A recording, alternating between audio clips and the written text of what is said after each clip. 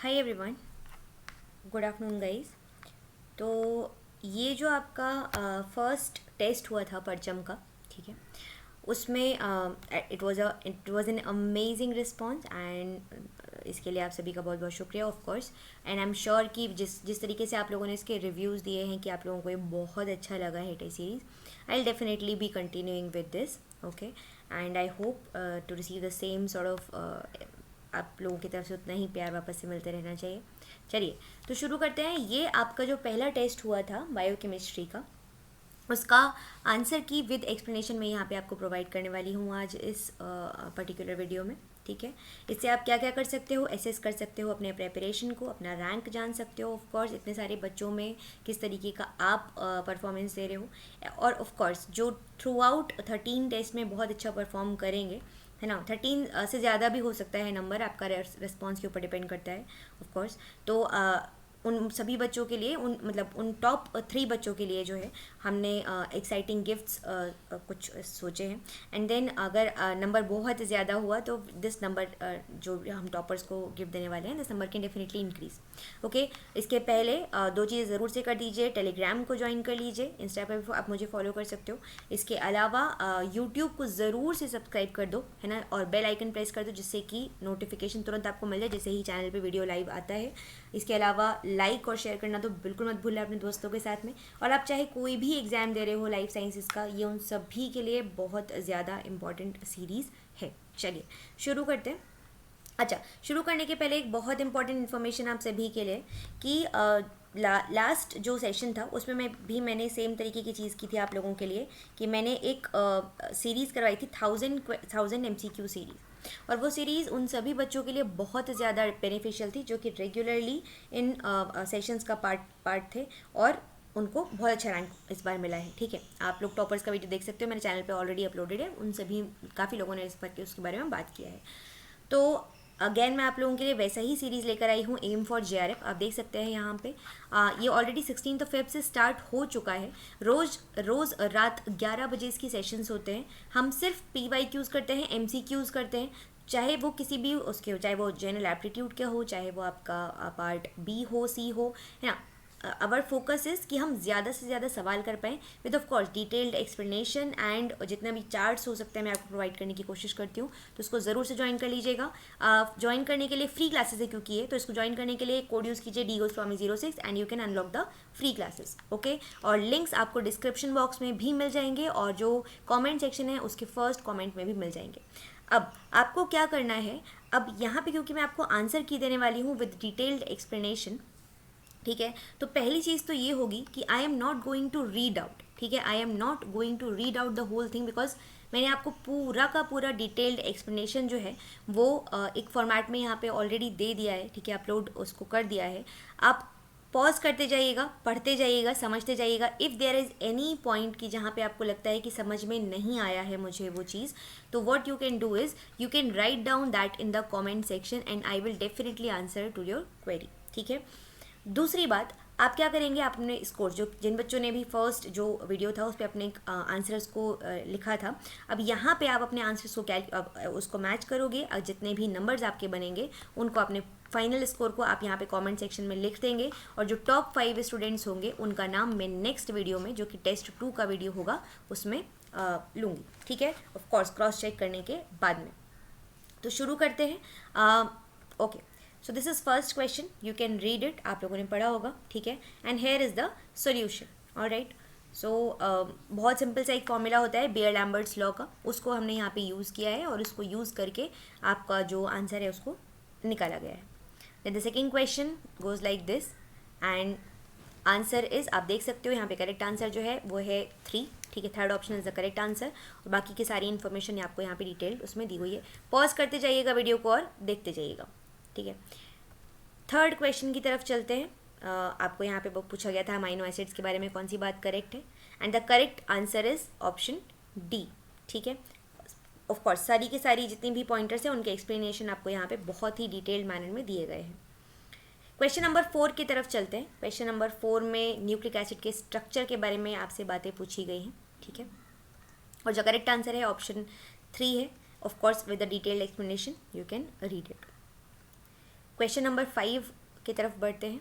यहाँ पे आप देख सकते हो कि अगेन एक नैट या न्यूमेरिकल टाइप का क्वेश्चन था ये, ठीक है।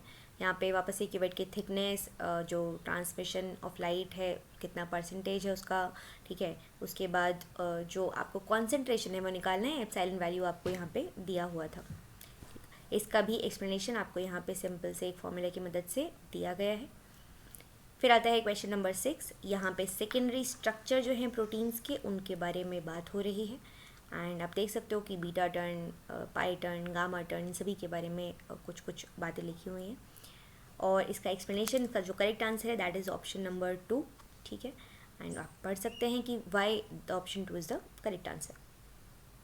इसके अलावा आपको जो टाइट टर्न्स होते हैं उनके बारे में यहाँ पे कुछ बताया है कि अलग अलग टाइप होते हैं टाइट टर्न्स के, depending upon the number of atoms following the turn, ठीक है। टर्न के बाद में कितने नंबर ऑफ एटम्स प्रेजेंट हैं या फॉलो कर रहे हैं उसको, उसके बेसिस पे। तो delta turn, gamma turn, beta turn, alpha turn and pi turn, ठीक है। क्या क्या उनके कैरेक्टरिस्टिक्स हैं आप देख सकते हो यहाँ पे। स्मॉलेस्ट टाइट टर्न होता है, ठीक है। कितने अमाइनो एसिड रेजिड्यू होते हैं उसके बाद में एक टर्न में, किस तरीके का सिनेरियो है, सब कुछ आपको यहाँ पे बताया गया है। आते हैं क्वेश्चन नंबर 7 की तरफ। यहाँ पर डिसऑर्डर्स और उनके अंडरलाइंग कॉजेटिव मैकेनिज्म के बारे में बात हो रही थी। तो आप देख सकते हो यहाँ पे कि जो मार्फिन सिंड्रोम है, 1 सेकेंड,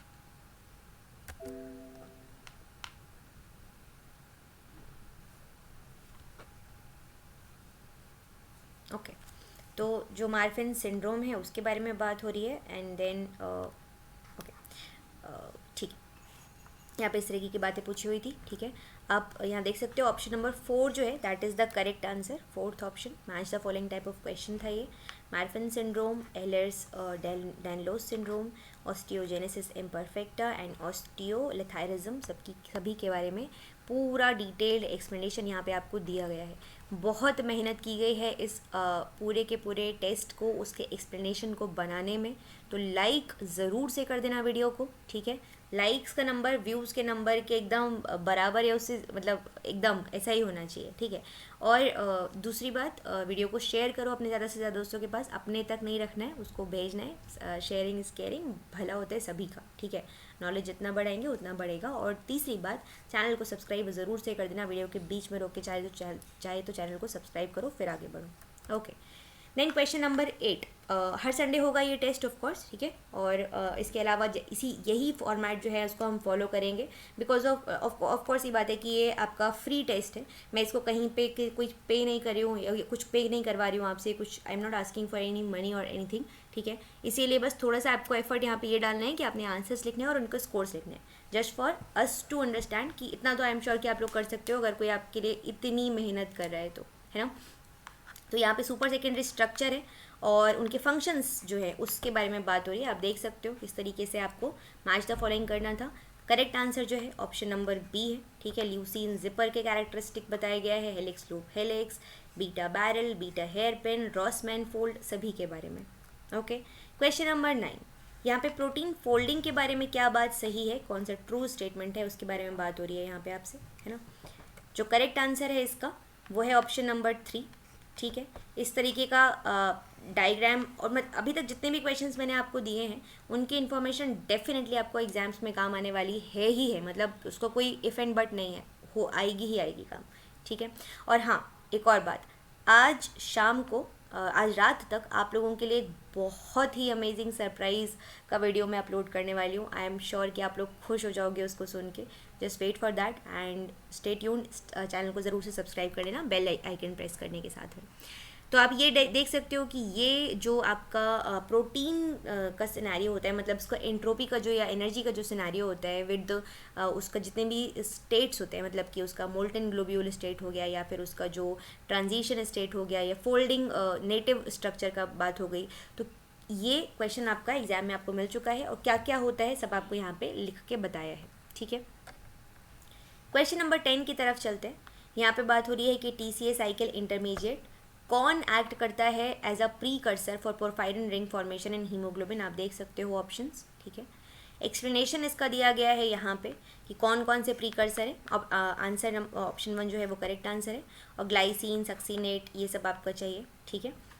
पूरे स्टेप्स जो हैं वो यहाँ पे आपको मेंशन किए गए हैं कि 4 स्टेप होते हैं, किस तरीके से होते हैं, आपका पूरा डिटेल में बताया गया है।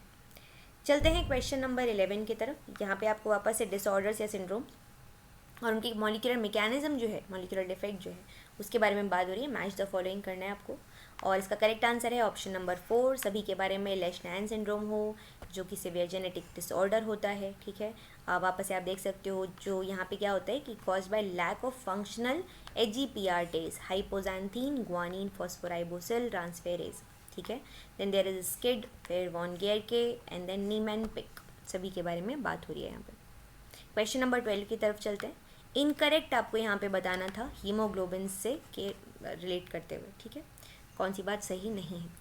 तो ऑप्शन नंबर 1 जो है वो करेक्ट आंसर है, आप पढ़ सकते हो, सभी चीज़ वापस से एकदम डिटेल में आपको यहाँ पे मेंशन कर दी गई है, ठीक है जी। यहाँ पे आप देख सकते हैं वापस से डायग्राम और ग्राफ्स की मदद से आपको समझाया गया है, फ्लो चार्ट्स की मदद से, कि एग्जैक्टली क्या क्या होता है, मतलब कि और ये सभी चीज़ें वापस से मैं बोल रही हूँ आप लोगों को बहुत काम आएंगी, चाहे वो कोई भी एग्जाम है ना।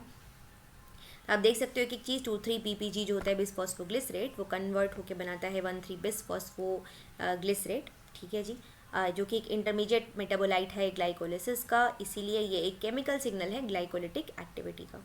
और इसके अलावा ये 2,3-BPG जो है ये बाइंड करता है जब हीमोग्लोबिन से, तो इसकी कोऑपरेटिविटी को अफेक्ट करता है कुछ इस प्रकार से कि जो ऑक्सीजन बाइंडिंग कर्व है वो शिफ्ट होता है। कैसा शिफ्ट होता है कि ऑक्सीजन जो होती है, ठीक है, वो आपका पेरीफेरल टिश्यूज़ में उसका रिलीज़ होना में मदद मिलती है, मतलब ऑक्सीजन पेरीफेरल टिश्यूज़ में जो उसका रिलीज़ हो रहा है उसको ये चीज़ फैसिलिटेट कर रही है, ठीक है।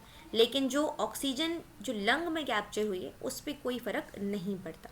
ऑलराइट, चलते हैं क्वेश्चन नंबर 13 की तरफ। हीमोग्लोबिन के बारे में वापस से कौन सी बात जो है वो सही है ये पूछ रहे हैं आपसे, ठीक है। कुछ 5 स्टेटमेंट आपको यहाँ पे दिए गए हैं। करेक्ट आंसर जो है वो है ऑप्शन नंबर 3। किस प्रकार से सब कुछ मेंशनड है कि ऑक्सीडाइज्ड हीम जो होता है वो ऑक्सीजन से बहुत ही पुअरली बाइंड करता है ना। और आप देख सकते हो बाकी सब चीज़ें कि आर स्टेट कहाँ पे फेवर हो रही है, किस तरीके से है। जो टी स्टेट होता है वो टिश्यूज़ में प्रिवेल होता है as a result of oxygen release, ठीक है जी। और जो अपोजिट प्रोसेस होता है वो आपका पल्मोनरी कैपिलरीज में होता है, लंग्स के, जहाँ पे PO2 राइज एंड PCO2 जो है आपका वो फॉल होता है, जिसको कि हम मतलब जो हेल्डेन इफेक्ट हम बोलते हैं वो होता है, ठीक है जी। फिर हम बात करते हैं क्वेश्चन नंबर 14 के बारे में। वापस से इनकरेक्ट बात पूछी है आपसे एंजाइम के मोड ऑफ एक्शन के बारे में। 5 स्टेटमेंट आपको बताए गए हैं और जो करेक्ट आंसर है वो है ऑप्शन नंबर 2, ठीक है।